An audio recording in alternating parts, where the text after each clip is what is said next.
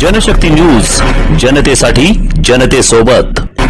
सोलापूर मंगळवेढा महामार्गावर देगाव विजापूर पुलाखाली बायपास रोडवर आज मंगळवार दिनांक 31 मार्च रोजी संध्याकाळी 5:45च्या सुमारास एक भीषण अपघात झाला।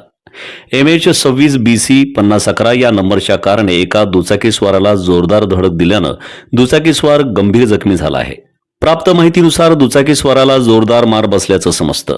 घटनास्थळी उपस्थित नागरिकांनी तातडीने जखमी व्यक्तीला जवळच्या रुग्णालयात दाखल केलं।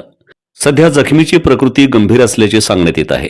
अपघातानंतर घटनास्थळी पोलीस तातडीने दाखल झाले, मात्र कार चालकावर कोणती कारवाई करण्यात आली याबाबत अद्याप अधिकृत माहिती उपलब्ध झालेली नाही।